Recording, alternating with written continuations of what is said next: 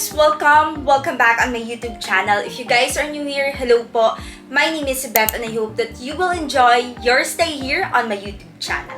For today's video, as you can see on the title, we are going to unbox luxury items which are my birthday gifts for myself. This one is quite special for me because I have few luxury items but all of them are gifts and passed ons. And these are the very first luxury items that I purchased using my own hard-earned money. So yeah, I wanted to document it and share it with you guys. We're going to unbox and at the same time do a very quick review for each item. Let's begin with Coach Mollie Tote Bag. I know this should be an unboxing and this one is already unboxed, but let me explain. I ordered all of these items together, but this is the first one na dumating and siya lang yung dumating on time before my birthday. So I already used it twice. First for my birthday photo shoot. So if you're watching this video, most probably thumbnail ko na this luxury item. And in my defense, tinry ko siyang i-unbox early morning before yung birthday photo shoot ko. Unfortunately, dahil nga nagmamadali ako, hindi ko na-adjust yung settings ng camera. So by the time na ini-edit ko na, doon ko palang nakita na pang photo yung quality kaya hindi ko siya ni-release. But might as well, I'll show this na lang on this video. So yeah, once again, meet Coach Mollie Tote Bag. This is the larger size kasi merong Coach Mollie 25. This one is the tote bag. This is from Coach. And Coach is an accessible luxury brand, meaning it's a mid-tier. Hindi pa siya top tier like Hermes and Chanel. But for me, mas practical and mas reasonable yung mga mid-tier luxury brands. I really did my research and out of all mid-tier luxury brands, I'm looking for classic, timeless pieces or designs and it led me to Coach. I got these pieces from authorized reseller abroad. I've been eyeing for their main stores. Unfortunately, wala akong friend or relatives na uuwi from abroad. So going back to our first item, I've been eyeing for that item na magagamit ko mostly every day. If papasok ako sa office or duty ako sa hospital or a-attend ako ng events, I can use it. And most of the time, marami akong dala. So tote bag is the perfect one for me. I chose this Coach Mollie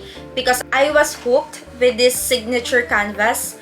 I don't know if you can see it clearly. Also, I specifically looked for the gold hardware. I've been investing this past few years with gold jewelries and accessories. So as much as possible, matchy yung bag ko with my jewelry and accessories. Third, what I love about Coach Mollie Tote is it has adjustable strap. So I can adjust the strap sa harap and then pwede din siyang i-adjust sa likod. Merong 1, 2, 3, merong 3 sa harap and then meron 3 sa likod. And right now, yung settings ko is nasa gitna. Number 2 sa harap and sa likod.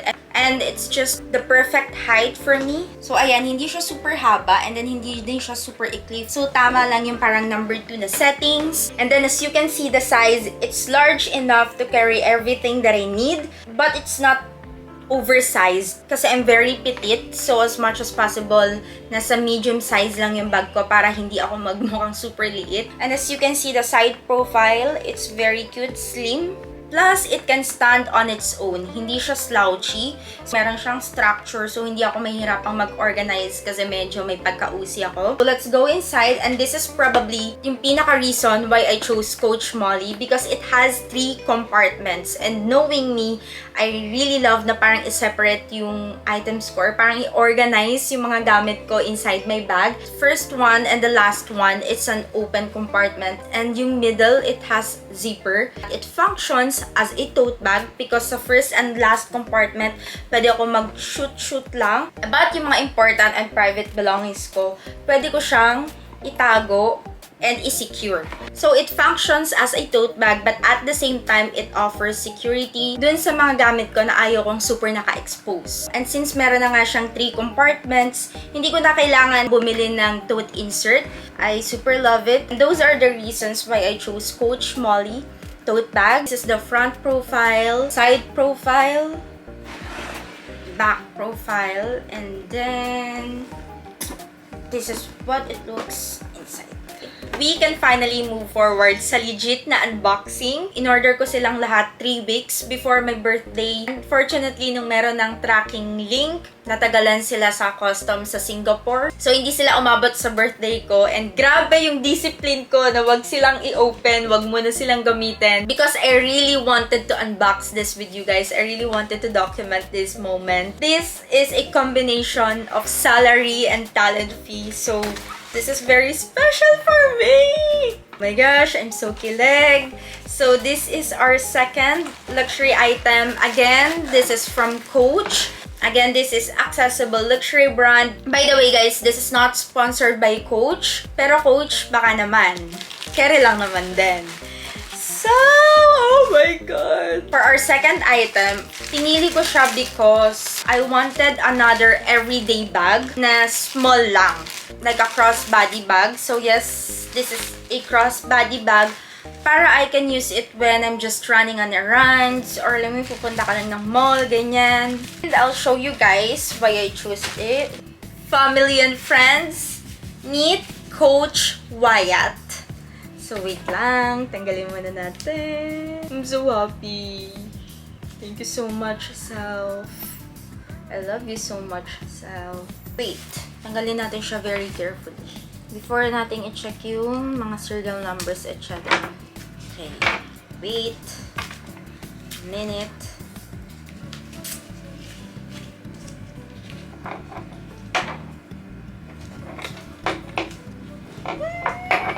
As I mentioned kanina, I wanted another everyday bag na small lang. Or, ay, charot. Meron pa pala sa harap. Wait. Tanggalin lang natin. Yeah. Okay. Yeah, totoo na to. Once again, this is Coach Wyatt. What I like about this one, and yung pinaka-factor na kaya ko na siya pinurchase is removable yung kanyang strap. Yung strap niya is also adjustable. Which means, I can use it as a crossbody bag or parang shoulder bag. And at the same time, I can use it as parang pouch lang kapag tinanggal ko yung strap. So, pag wala siyang strap, parang ayan ganyan lang siya na pouch. So, feeling ko, out of all these items, ito yung pinaka-ROI ko kasi pwede ko siyang gamitin as an everyday bag and as a pouch. And as you can see, it's also a signature canvas, but this one, it's in pure black. Kasi kapag I'm just running on errands, most of the time, super simple shorts, shirt, and then Crocs. So, parang it will match the simplicity. So, let me check the serial number first. Okay, ito yung mga care cards. Oh my gosh, guys. It's here na. I can use it now. So happy. So, this is the front profile, side profile, back profile, and then top profile. So, yeah, what I love about this is that, syempre, since parang crossbody bag lang siya, you don't want it open. So, lahat is may zipper. Gusto ko na nakahiwala yung phone, wallet, keys. So, I love that it has 2 compartments. And mukha lang siyang maliit. Actually, yes, mukha siyang maliit. Pero ayan yung width. Marami ka malalagay sa kanya. It can serve as parang makeup bag din. Kapag pouch ko na siya. Sa first zipper or first compartment, pwede kong ilagay yung mga powder, comb, mirror, ganyan. Kasi super lawak niya. Para siyang pang makeup compartment talaga. And then, for second compartment, pwede siya for phone, keys, wallet. Pwede na nga siyang pouch And then kapag kailangan mo lang na mabilisan, lagay mo lang yung strap, crossbody bag na siya, then go na. Ready na. O diba? Super useful and I really feel like ito yung pinaka-ROI ko. Super ganda. Okay, last but definitely not the least item. This one, guys, is ginift na siya sa akin ni Lee. Originally, bibilin ko siya for myself. Another birthday gift sana for myself. But, sabi ni Lee, wala pa siyang gift. And gusto niyang i-gift na lang is yung previous na Coach tote bag. Pero, di ba, merong kasabihan na parang kapag yung wallet is ginift, mas worth eh. So, yeah, sabi ko, ito na lang i-gift mo. So, yeah, our last item is a wallet. Cute yung packaging. Ayoko siyang sirain. Ganito pala yung mga unboxing, no? Sana we can do this more often. Ayaw ng wallet na we can do this more often para daw makatipid. Charot. Ooh! Here we have it, guys. So yes, it's another Coach. here we have it. Because ginif na siya ni Lee, I'm thinking na orderin na yung other one. I'll show you. I'll just remove yung mga. So, of course, we have the tags, Coach Care Services cards, family and friends, meet, Coach, medium zip wallet. And this is in signature canvas in black and walnut because I've been thinking na i-pair siya and gamitin siya dun sa Coach Mollie Tote bag ko. That's why it's very, very the same. And yung hardware niya is gold. Since ginif nga siya sa akin nili, I've been thinking na parang i-purchase yung signature canvas in black. Unfortunately, currently, hindi siya available. So, parang sign siya ni universe na magtipid ako. Anyway, what I really love about this item is that nandito lahat ng features na hinahanap ko sa isang wallet. So, first, I really like that it has compartments for card. It has 1, 2, 3, 4, 5, 6, 7 slots for cards.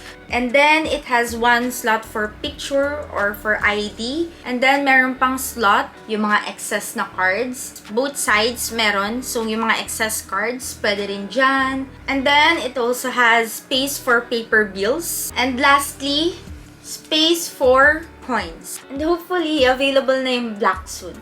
So, this is the front profile, side profile, back profile, and yung top profile. Once again, this is Coach Medium Zip Corner Wallet. And that's it, guys, for today's video. If you do, please don't forget to like, comment, share, and subscribe on my YouTube channel. I'll see you on my next one. Bye!